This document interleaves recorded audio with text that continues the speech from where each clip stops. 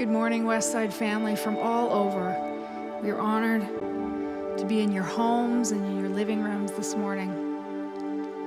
And although we cannot all be together in the same room as we are practicing social distancing, we're still finding ways how to be together and worship creatively.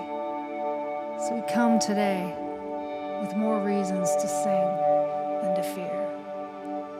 Let's sing.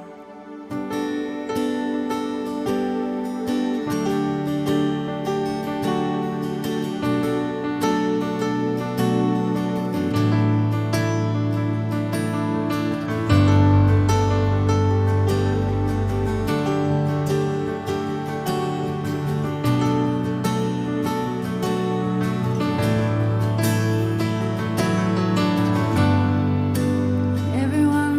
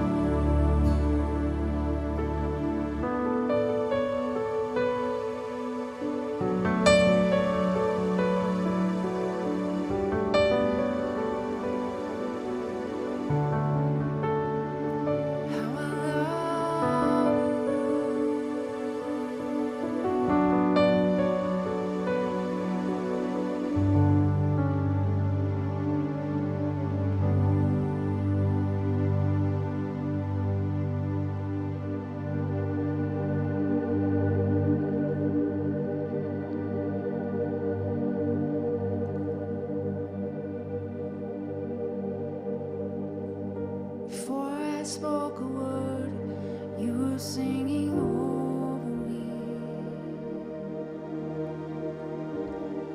You've been so, so good to me.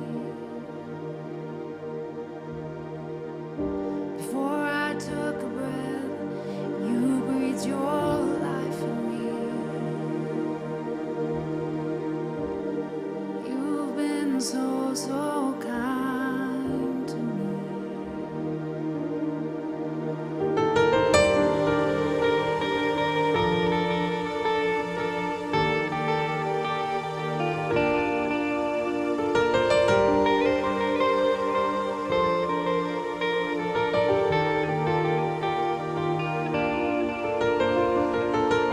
Before I spoke a word, you were singing over me. And you've been so, so good to me.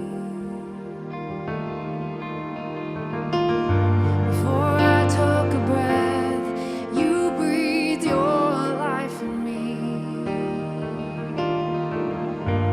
And you've been so, so kind to me.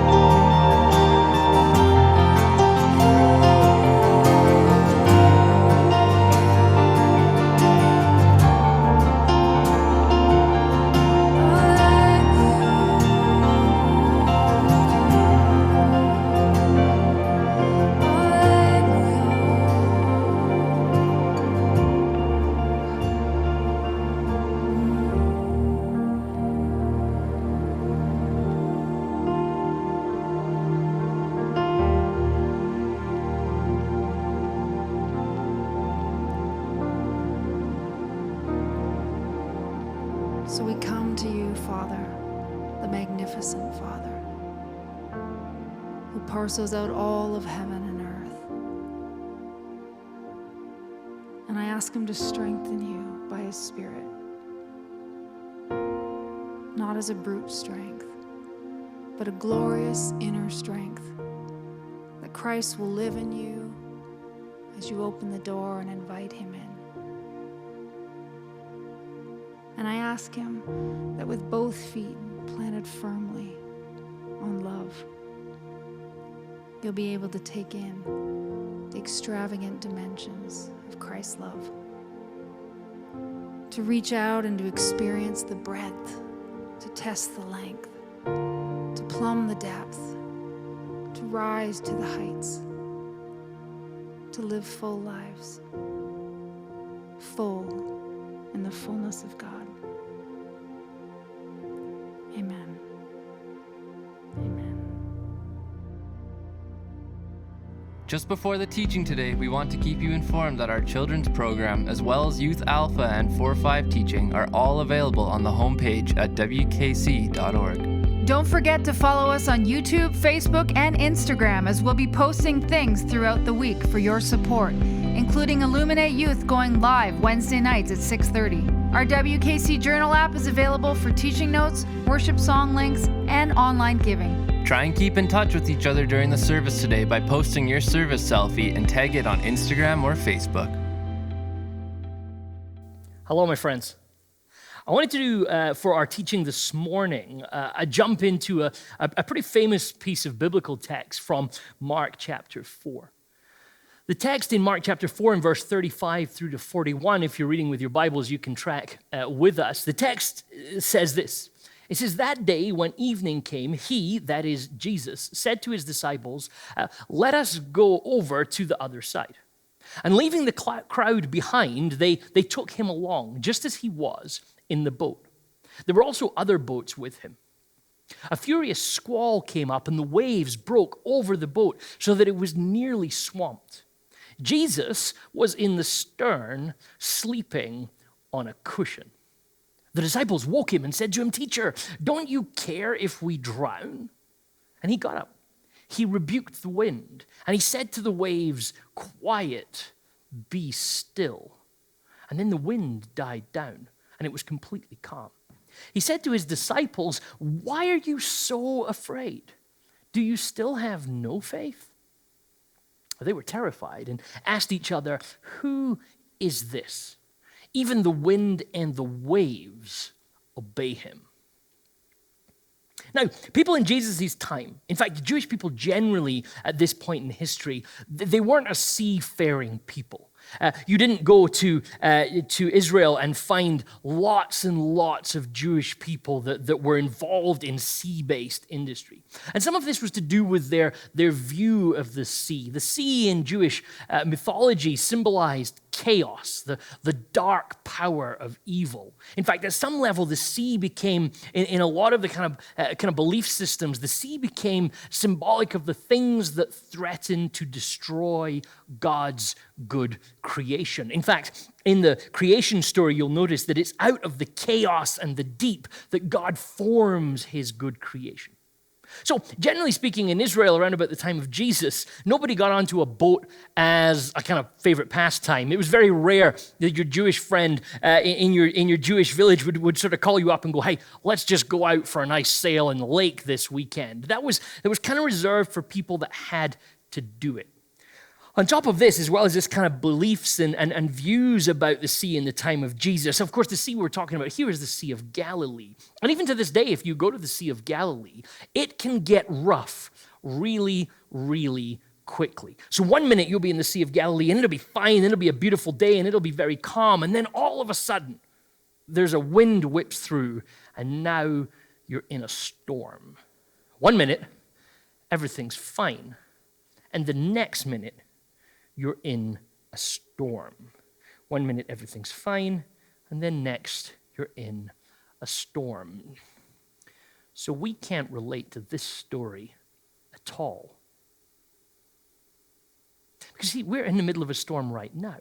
All of us together. And this storm came upon us quickly. In fact, you only need to go back a few weeks in our social media feeds and you realize that coronavirus was the sort of thing that people occasionally talked about. We watched a little bit of news from it from here and there, but generally speaking, it was the sort of thing that kind of was on in the background that we weren't, if we're honest, hugely worried about. But then all of a sudden, it was upon us. And maybe it was upon all different parts of the world at different times, but Christmas, nobody knew what we were talking about if we were to talk about coronavirus. And yet here we are now in the midst of, let's just call it, a storm. And this storm has several waves to it. Obviously, there's the pandemic itself. And on its own, that is enough to be worried about.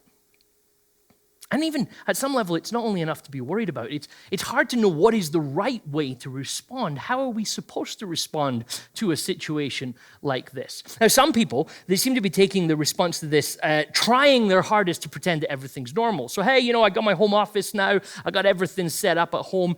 Everything is normal. I'm still going to meet all my targets. I'm still going to get on with everything. And then there's other people who are kind of proclaiming the end of the world, like this is doomsday has come upon us. And so you have the everything's going to be okay and really nothing's changed that much to the doomsday. And we're kind of flipping back and forward. And maybe if you're like me, you read one news report and it feels like, okay, we're going to get through all this. And then you read another news report and it's like, oh my goodness, this is terrible. Who knows how things are going to be from here? And it seems to depend not even just which news report you're reading, but which writer for which news company you're reading might be telling you different things. And that's just the pandemic. But there's more waves to this storm than just the virus itself. We have this wave of this virus that's spreading throughout our world and throughout our cities. But then also there's a wave of fear that is spreading. That the people are becoming more and more afraid. The news gives us more and more things to be afraid of every single day. So we're dealing with a wave of a pandemic and a wave of fear, but then there's also a wave of grief, of things that are not happening, of loss, of agony that's going on, followed quickly by a wave of disappointment. No matter how we are impacted by the virus itself, everybody is carrying disappointment at the minute. Maybe it's plans that you had, vacations that you had booked. Our kids of our cities and our towns are having to deal with sort of friendships that are kept away from them without the ability to get on with their education. And then as parents and friends and family members, we're trying to manage and handle everybody's disappointment, including our own. And then there's a wave of judgment as well. Somebody that you know is perhaps reading the data slightly differently from you. Somebody that you've bumped into is looking at things in another way than you are. And it's hard not to sort of just start to feel a little bit judgmental towards somebody that's acting or reacting in a different way than you are. Oh my goodness, look at them overreacting, you might say. Or that sense that we have as we watch people load more and more food into their shopping cart. Or there's the other side where maybe you're looking at someone and feeling judgmental because they don't seem to be taking it seriously enough. And this is causing you some concern and bringing out our judgmentalism. And then finally, there's a wave of anger. Anger that we find ourselves here, anger directed towards people that perhaps we think should be doing more. Some people are angry at their governments. Some people are angry at their local, provincial leaders. Some people are angry at the way our city is responding. There's anger just waiting to bubble up in so many of us. So at some level, with wave upon wave of different emotion hitting us, it feels like we're being swamped. Somewhat like Jesus' disciples at this moment on the Sea of Galilee, this has kind of come up. The waves are breaking over our boat, and we feel like we're being swamped. And all of that is talking about those of us who don't even have the virus. The virus that some people are actually struggling with in reality is, of course, adding a whole new sequence of concerns and worries on top of that. But everybody is being affected by this storm. So this pandemic is playing havoc with our lives and also with our minds. It's not just simply the threat of what happens if I get this, but actually what happens regardless of whether or not we become ill with this particular virus. In fact, at some level, there's even some people saying that for some of us, that might even be the least of our worries, because the havoc it's creating is all over the place. It's affecting our lives, it's affecting our bodies, and it's affecting our minds. Like if you're anything like me, your phone is constantly buzzing. We need to think about how our notifications are set up, because one moment the news headline is now popping up and it's telling you some new thing that you need to be aware of at this particular moment, some new piece of research that's come out, some new response to the virus, or sometimes just new numbers. Opinions, facts, data, news, it's all coming through. And then obviously you're probably in a social network of some sort. You have friends who are reaching out to you and they're telling you what they're thinking, and you're backwards and forwardsing. And maybe you're in a group, maybe it's work colleagues, or maybe it's friends, or maybe it's university connections, and you're all talking all the time. All of us will probably need new phones, because our phones will have kind of buzzed themselves to death by the time this situation is over, because it's constantly going bzz, bzz, bzz, bzz, bzz. And I want to say this. I'm just not sure that we're conditioned as humans to cope with such a steady stream of bad news.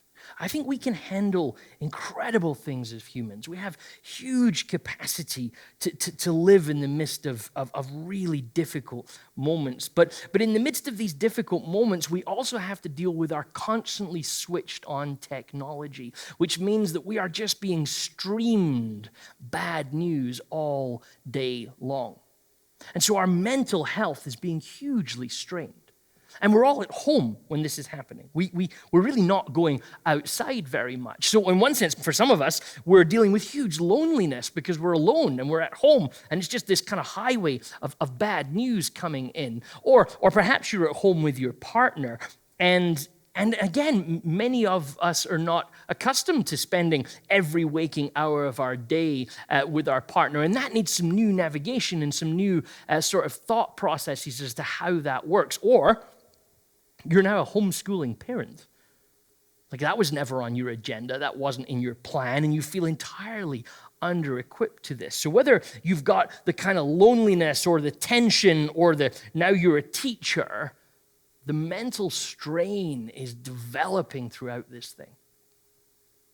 But perhaps one of the hardest things about living in a storm, perhaps one of the hardest things of being caught in a storm, is it brings us face to face with some of our greatest fears. In fact, perhaps the one thing that gnaws at all of us that we don't want to think about too much, and that's namely that we're out of control, that we're not actually in control of how things are going, that no matter how much we do, no matter how much we plan, there are things happening at this moment that we can't affect, that we can't impact. And many of us are trying to fight that feeling of out of controlness. If I can just set up my house like my office, if I can just, get some level of normality in the sense of all of this, in the midst of all of this abnormality. I'm noticing some people even saying, well, you know what, I think I'll actually get more done at home now than I used to do when I was at the office. Other people are kind of agendaing out their days so that we can still be productive, because this is a hard time for us. We've talked about this in series in the past at Westside, that one of our core senses as humans often is that our value is found in our productivity. If we can be productive, if we can produce something, then we're valuable. Well, how do you do that when you're stuck at home? How do you be productive when your living room is now your office? And it's difficult. Perhaps you, like me, have seen the things going around on the internet. Shakespeare, he wrote King Lear while he was quarantined during the plague. Newton apparently was quarantined from his office during another plague, and in that point that while he was quarantined, he came up with his theory of gravity. And sort of we go, oh my goodness, well, if Shakespeare produces King Lear and Newton produces a theory of gravity, what am I going to produce while I'm stuck at home? But this causes us all sorts of tension and all sorts of difficulty. So we're out of control and we're dealing with all the strain and the stress. So probably you can relate to the disciples' attitude towards the sleeping Jesus. Teacher, don't you care if we drown? Like, I don't think we're the first group of Christians to wonder about what is God up to in the midst of all of this. What is God doing? In fact, at some level, a sort of question of the centuries, a question that has long history in the church, long history amongst anyone that has tried to follow God. And the question is about where is God in the midst of this? And perhaps a question we need to ask ourselves at this moment in our history is, if God is silent, does that mean that God is absent? If God's not speaking to us, if we're not hearing something, if it feels like we're getting nothing from God at a time like this, does that mean that he's left us alone? Are we on our own? But Jesus wakes up and he calms the storm for the disciples. He says, be quiet, be still to the storm. And the wind dies down and it's completely calm. And then he turns to the disciples and he asks them this question. He asks them, why are you so afraid? And do you still have no faith? Now, this could normally look again like one of those situations that we talked about last week, where we set up this fear versus faith dichotomy. And we say that, well, if you have fear, that means you can't have faith. And if you have faith, that means you'll have no fear. And I want to keep saying this at this particular point. That's just not the way that the Bible seems to understand this. In fact, what I said last week is what I want to keep saying again to us, that faith, and one of the things we have to remember about faith, is that faith isn't the opposite of fear, but that faith is how we behave in the midst of fear. We might be afraid. We might have a lot going on that gives us good reason to be afraid. And faith doesn't take all of that fear away. Instead, it asks us how we behave in the middle of it. Why are you so afraid? Jesus asks. Do you still have no faith? It seems like he's setting out a kind of balance for them. He's sort of saying your fear is high and you're not bringing your faith to kind of match the level of fear that you're currently dealing with. But where this story helps us, and where this little scene in Mark's gospel that Mark tells us, I think, to help us in exactly the sort of situations that we're in. Remember, early Christianity wasn't an easy sailing journey. There was a lot of storms in the early days of the church when Mark would have been writing his gospel. And here we are 2,000 years later, and we lean back into it. And we see something in this story that I think is still helpful to us today. That fear and faith are so often governed by our focus. What are you looking at?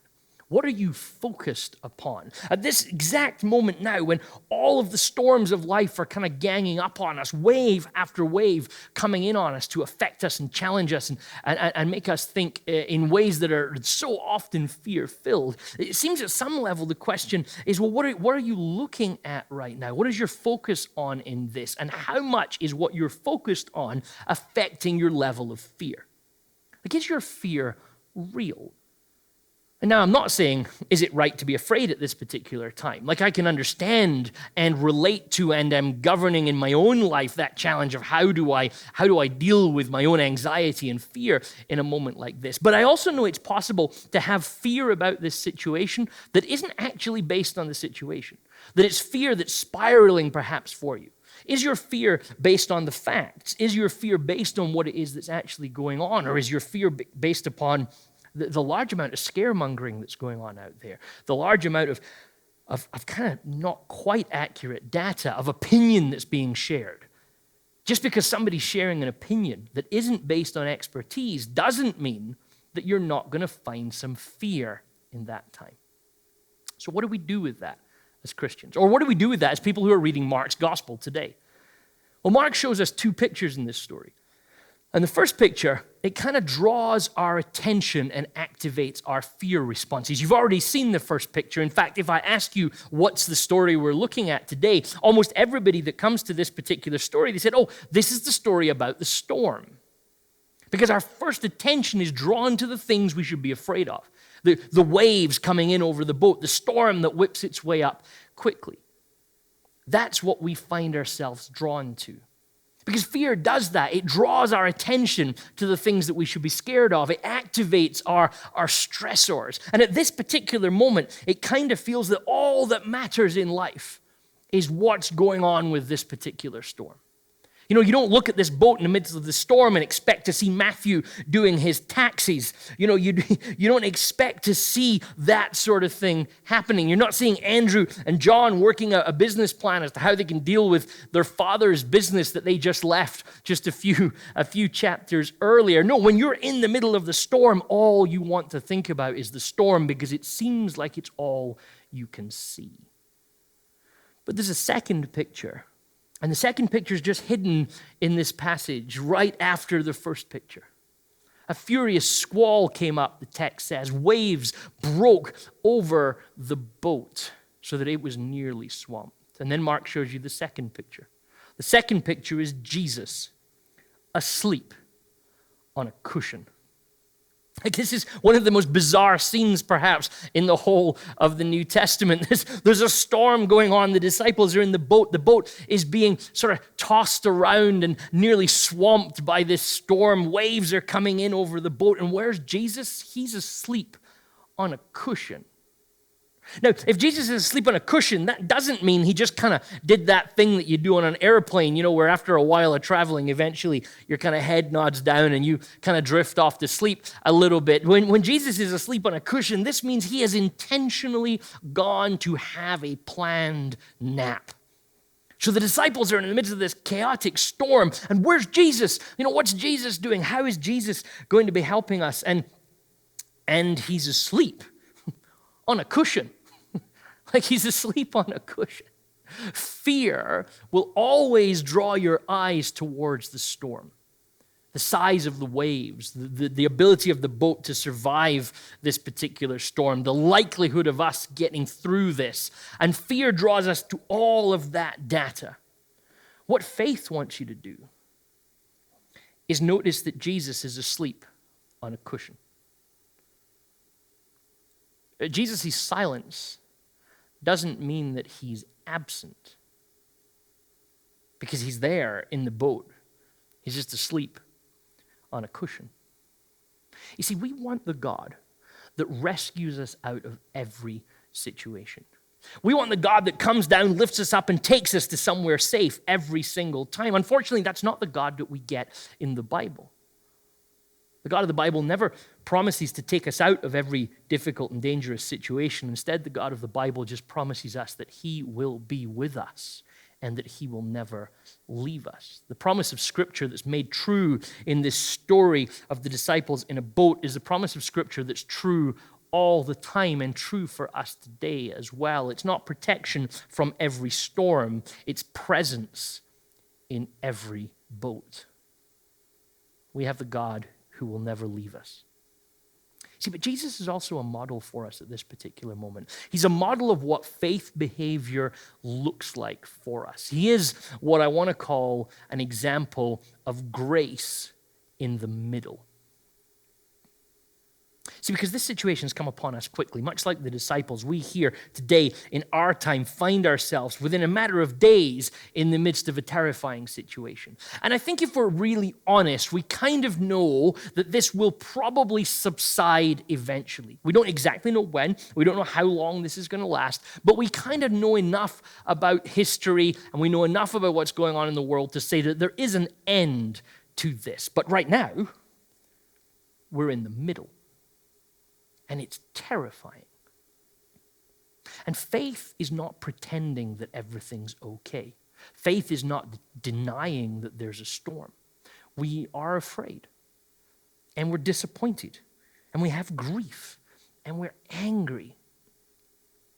But faith, in the midst of all of that, is knowing that there is one who is greater than all of this, and that one is with us.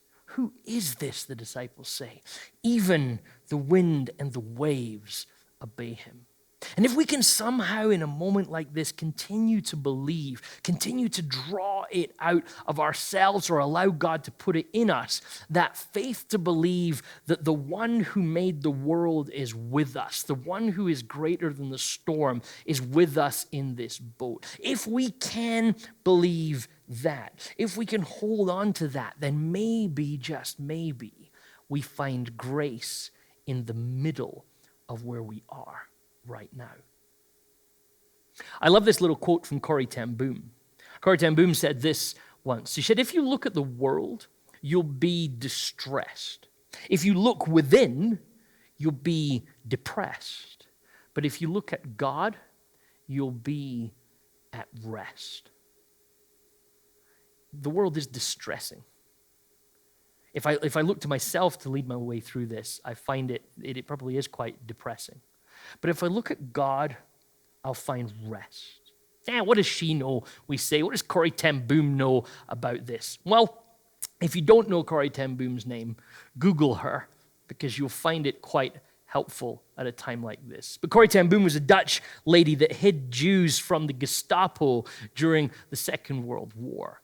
She ended up in the Ravensbrück concentration camp where she lost her father and her sister. So she knew a lot about pain. She knew a lot about terror. She knew a lot about being afraid. And yet still she held on to this truth that if we can look at God in the midst of our storm, we find rest. And maybe this is what you've got to offer the world at this moment. Maybe what you can offer isn't the ability to solve everything. I mean, we're in this place where we're isolated. We're even being encouraged not to meet together at this particular time, to stay just in our family groups and stay away from each other to stop this virus spreading. And we can't solve that except do what we're told at this particular minute. But over phone calls and text messages and social media and video calls with one another, perhaps we can encourage each other about how we should focus. Perhaps in our texts, in our Facebook present, perhaps in the things and pictures we post on Instagram, perhaps we can encourage one another to keep our focus in the right place. That even though the waves are big and the storm is terrifying, the one who commands it all hasn't left us.